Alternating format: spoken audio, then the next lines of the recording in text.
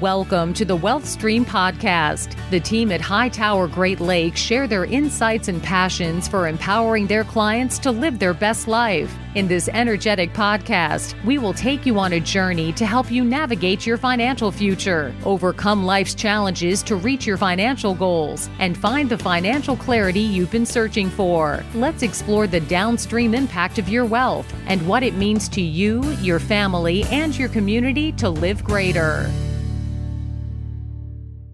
Hello and welcome to the Wealth Stream with Tim Scannell from Hightower Great Lakes. Good afternoon, Tim. How are you? I'm doing great, Eric. How are you doing today? I'm doing fantastic. We are recording this on a Friday, and I'm looking forward to the weekend. It's Labor Day weekend. That's right. That's right. Yeah, we have a long weekend. Yeah, that's bonus day. You got any plans? Just stuck in COVID world, so I don't know if it'll be any different. It'll just be, nothing formal. Nothing formal. Yeah, me neither, really. We're in our little pod. Exactly. All right. What are we talking today? I'm kind of in the dark about our concept today. What are we talking about? Well, I just recently met with a client in the construction industry, the husband and wife, very successful entrepreneurial people. We have this, we always think about what money means to people, and for them, money represents the ability to be a family steward, to protect and provide for their family. And it also means their ability to be what we call independent. It's a tool to achieve financial independence, to work towards the point where work is optional. But anyway, they've built a really successful business. They focus a great deal on their employees, creating jobs, and they've also created a tremendous value for their family long term.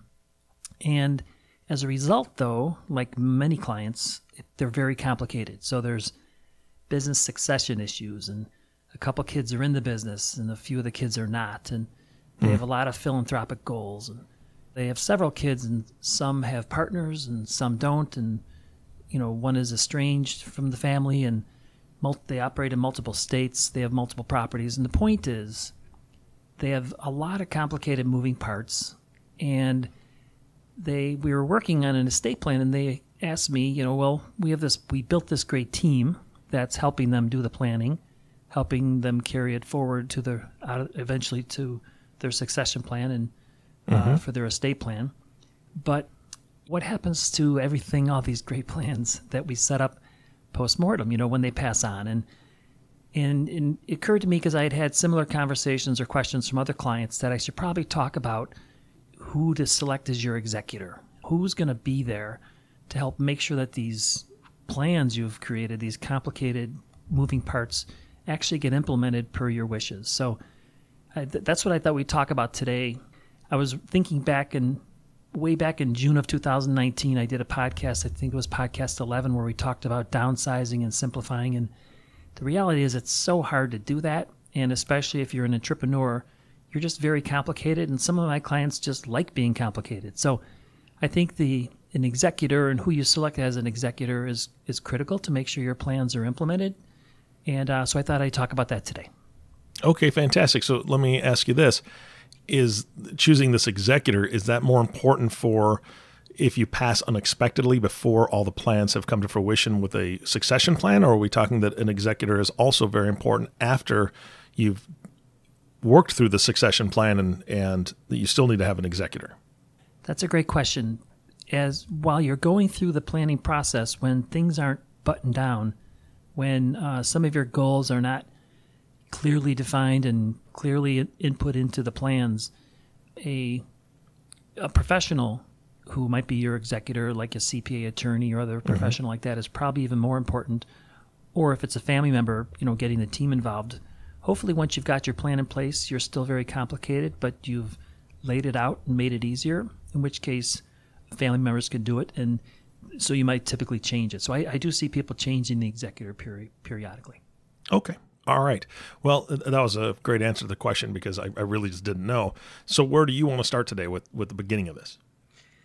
So I think, just in thinking of my clients and thinking of the listeners, as uncomfortable as it is to think about, hopefully, you and I, Eric, and all my clients, it's going to be way far down the road, but eventually we're all going to pass. So the greatest gift I've seen, or one of the greatest gifts you can give to your beneficiaries, is by having things all planned and buttoned up. And our office, our team, typically has one or two open estates at any point in time. We're not attorneys. We're typically not estate administrators, but we're facilitating all the other professionals.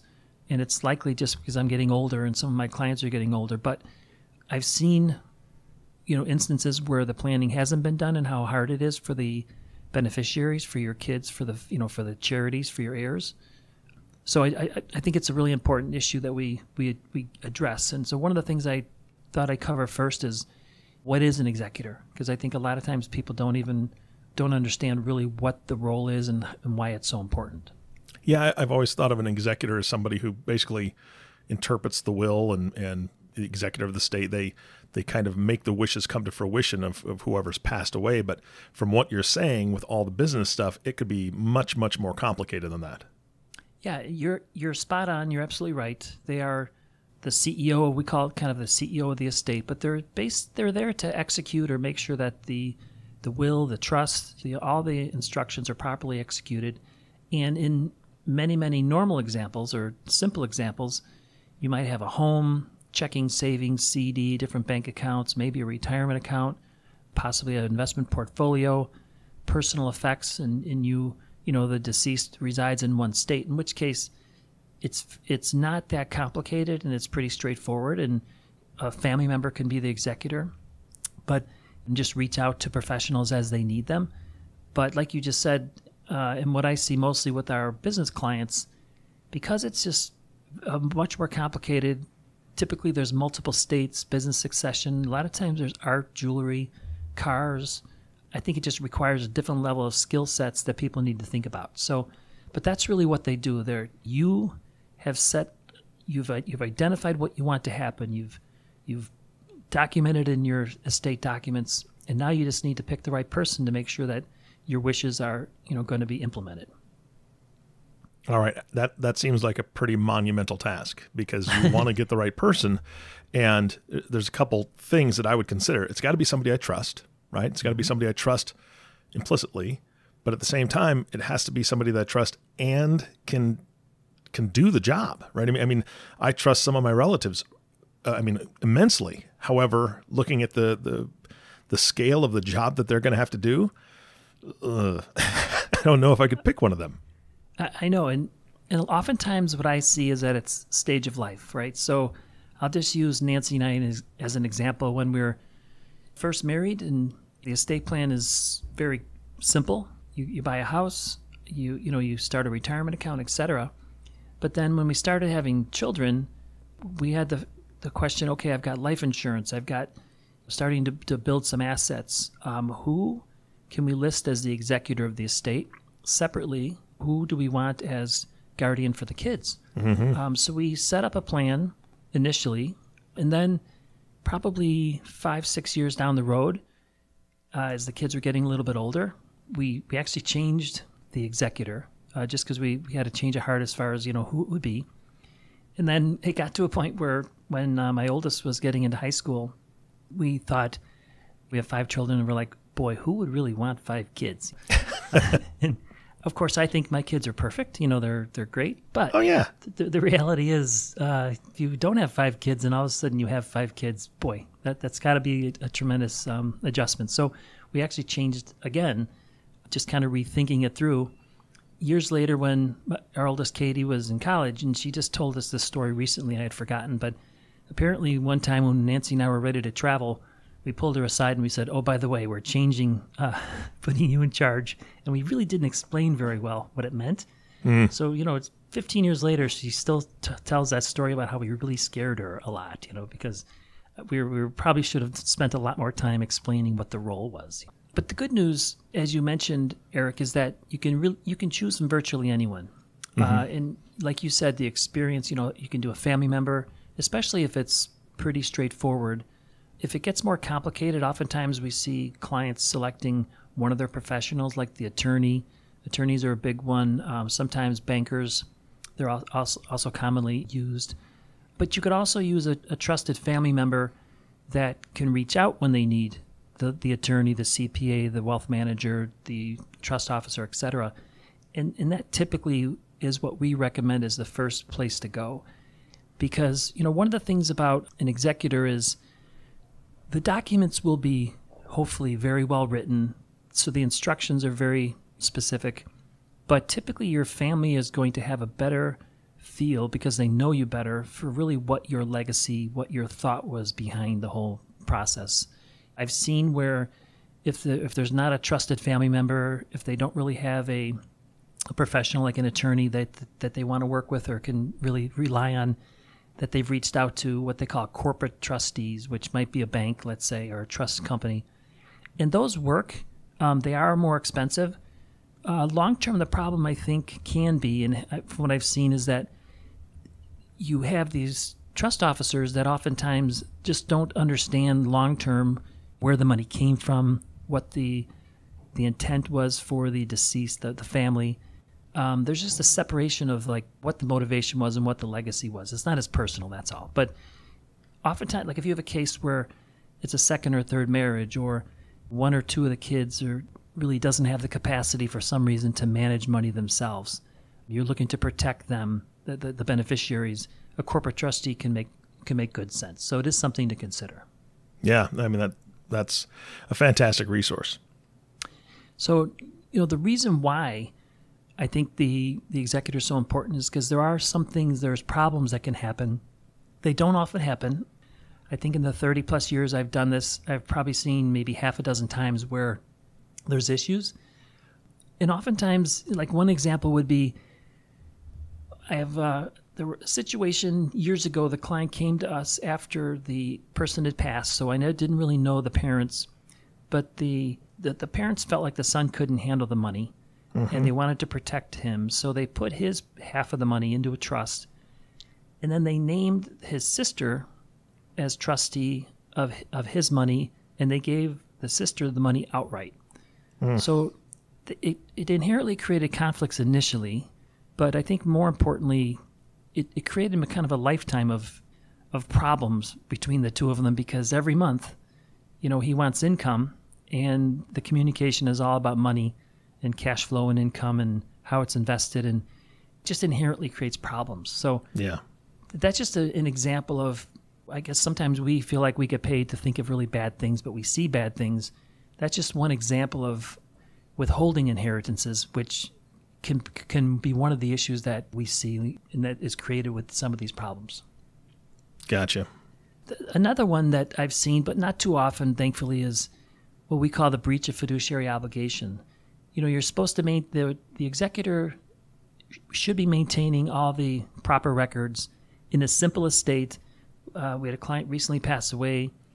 More than likely, everything will be done before the end of the year. A final tax return will be prepared. And really, everything should be taken care of before the end of the year, but it's not a complicated estate. But one of the sons is listed as the executor for the benefit of both of them, he and his brother. And there's just a lot of record keeping that we help facilitate. But I have seen in situations where there's adversarial relationship between siblings where there isn't the record keeping, there isn't the sharing of information, there's not the transparency. And I just need to stress that when you name somebody as executor, they have a fiduciary obligation for the benefit of all the beneficiaries. And it's a legal obligation, so they really have to be careful for that. Yeah, why is that? Because what happens is if the fiduciary rules are established such that if one of my kids is the executor and then the other four are beneficiaries, if they perceive something wrong, they have an immediate recourse to go to the courts or to file a claim, and that can be very expensive. I mean, that's good news because the process is in place for somebody who has a complaint, somewhere to go. But I always try and stress that as if you're going to be the executor and it's complicated, you really need to reach out to professionals and rely on the CPAs and attorneys, I think, to make sure that you don't have any exposure to risk. I guess that's my point. Yeah, got it. Okay, that makes a lot of sense.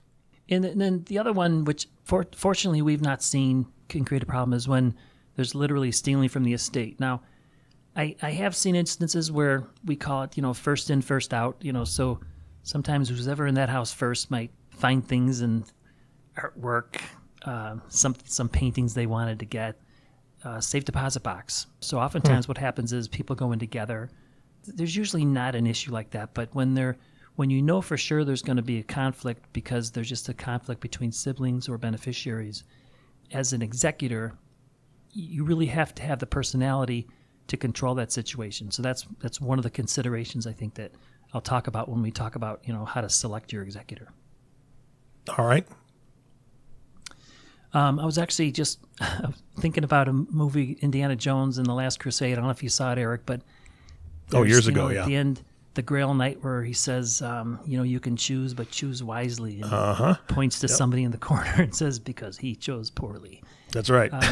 It's not that dramatic, because you can change. Oh, come on. The executor, but it's super expensive, and you're good.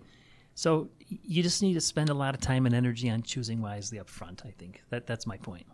Yeah. Or, go watch that movie anyway. Yeah. And again, we've talked about this on previous podcasts where I don't think it's any parent's desire to cause turmoil in their children's life, right? I mean, and you want to select it so it's going to be hard enough already because they're losing parents, but you don't want to make it an ongoing issue like your previous example. Yeah. So when you're going through the process of trying to think of who to get or who to pick as your executor, there's just a couple things that I think are important. Number one, you had mentioned it earlier, you have to pick someone you trust, but also who is willing and able to do the job. So certainly trust is an issue, and if it's a family member, you'd hope that if you're selecting one of your kids or a brother, a sister, a sibling, that you can trust them. But there's things like there's a lot of paperwork, there's a lot of signatures, there's a lot of banking that has to be done. And I know that with technology, some of that stuff is easier, but you need to have somebody who, first of all, has the time to do it. So if I'm living in Chicago and I have siblings in New York, that's going to be a problem if I'm trying to name them as executor, because there's a lot of things they have to do where they have to be closer to Chicago to do it. Plus, if they're working full time and they don't really have the time to do it, that's going to create issues. So when I'm thinking of who's our executor, I just want to make sure it's somebody who has the ability to do it, also has the time to do it, and then has as many of the skill sets that are needed. Because if they don't have all the skill sets, they can reach out and get them, by hiring professionals. But time is really important, and I think distance, from what I've seen, is also very helpful. Yeah, I mean, again, I don't know. Do they build things into or for the executor for situations like that? Maybe if they pick an executor that's out of state, can they build in some travel costs and things so they can travel back and forth and do the things that need to be done?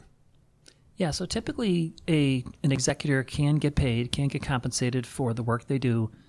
I would say it's probably happens maybe half the time, but definitely when there's travel required, it's important. So these days, a lot of things can be done via DocuSign, and a lot of things can be done electronically.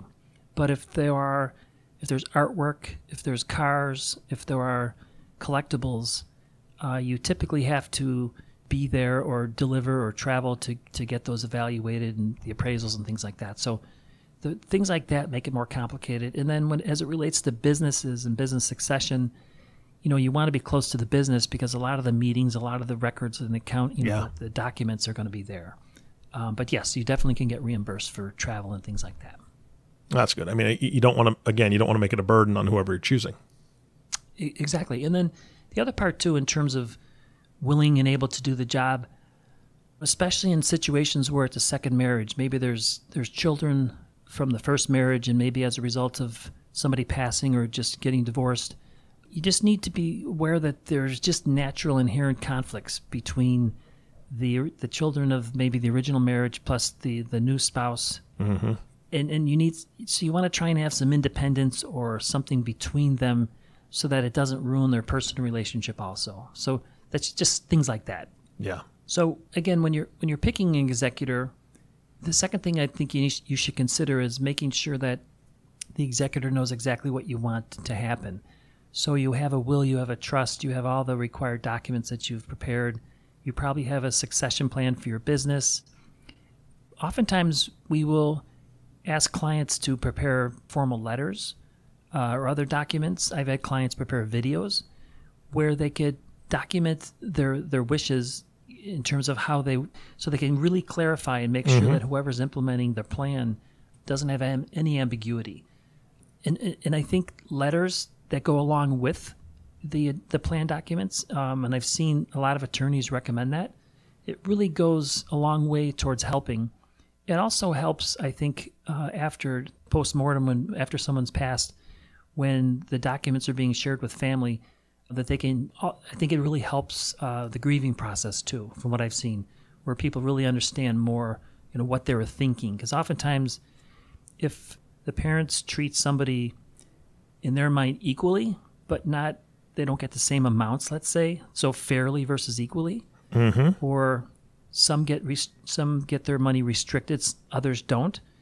If there's not a real explanation as to why, the background, the thought process, it can create ill will long term. Whereas at least with some information that you're providing, because we try to get clients to talk to their heirs and beneficiaries, their kids, while they're alive, but oftentimes people don't want to do that. So at the very least, it'd be nice to have some documentation so that people can see, after they're gone. Yeah, I mean, if you're having to sit your son down or your daughter down and say, "I love you, and these are my plans for you. However, it's going to be a bit restricted, or it's going to be in the trust, and it's going to be doled out over a 10, 20-year period, because I'm just concerned about your money choices right now." Oh boy, that can start a fight. I mean, that can start all sorts of drama, and you don't trust me, and then there's just a lot of tension. And being able to say that, like you said, after the fact or postmortem, however you want to put it, it's still an explanation. They still may not like it, but they certainly can't argue with you. Right? I mean, there's nobody to argue with, So you get the last word. That's a beautiful thing. Yeah, that's right. That's right. The other, I guess the final key consideration that I always talk to clients about is they have to be around to do the job, meaning you do need to consider the executor's age and health. So you want to make sure that if I'm in my 50s right now and I'm naming an executor, I'd like that to have comfort that that executor will be there when I'm gone. So if I'm picking my older brother, or my older sister, who's 5 or 10 years older, even though I trust them, even though they might have the skill sets, at the very least I want to list a successor in case they recuse themselves, they can't do it, or they're not around when it comes time. So you just need to think about that. You want to make sure that you got these plans. You want to make sure they're implemented. You just want to make sure that the person you select is good. It will be there based on their health and their age. So what did you call that? You said a successor? Yes, I should have brought that up too. So typically in these documents, you'll name a executor. You also name guardians if you have children, but you name the executor and then you'll name a successor. So in my case, I have Nancy and we have my oldest daughter. I don't know if I should, actually everyone knows it. So we have my oldest daughter, Katie, as executor, but we list a couple of the other kids as successors in the event Katie, for whatever reason, can't do it, doesn't want to do it. You always need to have that lined up in the documents if possible. Yeah, I mean, who knows? Your successor could be a good friend of yours, and y'all go to Mexico on vacation, and shark gets y'all, whatever. If all of you are gone, you get in a fight on the way back, and now they're not friends anymore, right? That's right. That's right. That leaves you a backup plan for sure. Okay, I got it now. Thank you. Exactly. So I think that's what I really wanted to cover initially regarding, first of all, the importance of a successor, why it's really an executor, why it's so important, what they do, and really some of the key variables you want to consider when you're selecting one. I also just wanted to cover one other thing, which is, oftentimes when we're doing estate planning with clients, when we're talking about the executors, the guardians, etc., many clients also want to do what we call pulling strings from the grave. So in the simplest estate plan, you have, let's say, 3 kids. In the event of we're gone, divide it by 3, pay it out, boom, it's over. So the executor doesn't have a lot to do. But in more complicated estate plans, especially when clients want to have strings attached in the document, like if you're under age 35, you can get 1/3 of the distribution, and then every 5 or 10 years later, you get another third, and then you finally get the remainder, 10 years later. So attorneys will oftentimes call this, 3 chances to blow it. That's one way. But the other way is sometimes people really like to get complicated. Well, they'll say, you can receive income distributions, or if you achieve, for example, a certain level of education, or you have to be employed. When you have restrictions like that on the money, when you have strings for the beneficiaries, it inherently is going to make the executor's job much more difficult. I'm not saying don't do it, but I'm just be aware that, as you know, Eric, and you work with a lot of people, some people completely avoid confrontation at all costs. Some people just embrace confrontation, and most people are in the middle. You are inherently going to create some conflict with the strings. Again, not a bad thing, but you just need to make sure who you're selecting. And this is why oftentimes in these cases, they might select a corporate trustee, corporate executor, just so that there's no personal animosity generated by some of the things that can happen. Gotcha. Does that make sense? Absolutely. One of my thoughts goes back to a conversation you and I had previously on another podcast. If you've got maybe one of your children suffers from alcoholism or some drug dependence, a string may be that you have to be sober for a year before you're allowed to access money. Is that correct? Yeah. Or we just had a recent situation where the client said, for these kids, they can just have the money outright. I trust them. I think they're going to take care of themselves, be good with the money. For my one child, there is an issue where they think there might be, I don't want to say drug abuse, but just issues like that. And in that case, they wanted to have another sibling basically act as trustee for the benefit of this child. And one of the things we recommended is, look, if you're looking to provide income for that child, but not necessarily a lump sum of cash that could potentially harm them, put it in the document where you go out to an insurance company at your death, that the trustee does, the one you selected, the executor, and purchase an immediate annuity that pays X amount of dollars per month or per year to that child, and then you eliminate any sort of conflict between the trustee and that child. So there's different ways to get around making relationships difficult as a result of things you're trying to accomplish with your estate plan, meaning to protect people, but oftentimes creating conflict. Yeah, absolutely. I have one more question for you before we end this. Can your executor be in your will, or is there a conflict there? Because if it's, let's say it's a good family friend or a relative that you are having do this, they have the skill, they have the ability, they have the time, they're healthy enough. Can they be in your will also? Yeah, that's actually typical. So oftentimes if you have, I'm just using an example, 3 children, you select one of the children to be the executor. That one child as the executor has a fiduciary obligation to administer the estate for the benefit of all 3. So he or she absolutely can be a beneficiary, but they still have to follow that fiduciary obligation. And it makes it more complicated, not more complicated, but it makes it's very typical, I should say. That's actually more the standard than not. Gotcha. I would just say that maybe as a parent, people should think about not giving that child more than the rest, so it doesn't exactly draw questions of, wait a second, you're the executor, and all of a sudden you get the bulk of it. Yes. That might cause some serious problems. Or when you're drafting the documents, you want to avoid saying, "To my favorite, I'm her executor," and that other one gets whatever's left over. That's right. Bad verbiage. Exactly. All right, Tim, thank you so much. I'm sorry, what? I would say proper language. Yes, that's correct. Yes. Yeah, very important. Very important. Tim, thank you so much for your time. You answered a lot of my questions. I appreciate it. Kind of put you on the spot there for a few of them. But it's fascinating to me. I don't have this document drafted up yet. I don't actually need one. Well, I would say I do need one, but not quite to the extent of most of your clients. It's very, very important for inheritance purposes for sure, and the business side as well. That's a huge, huge thing. So thank you so much for this very informational podcast today. Oh, thank you. And also, just if you have one already, I would say check it, revisit it, because like in my case, time frame, stage of life is everything, and your goals change. So revisit it, I would say, periodically. Yeah, that's exactly what we need to be doing. Tim, again, this has been an incredibly informative podcast. I appreciate it, and I'm hoping a lot of listeners are learning as much as I am, and now they've got lots of questions, like I still do, because it can be very complicated, right? I mean, that's the nature of this specific topic. If people do have questions and they want to reach out to you, how do they get a hold of you? So they could reach me. My direct line is 219-246-5370. They can email me at tscannell@hightoweradvisors.com, or they could also find us on the website at Hightower Great Lakes, where there's additional resources, including a checklist and a blog about this same topic. Awesome. Tim, again, thank you so much for your time today. Oh, thank you. We always appreciate it, Eric. Thank you.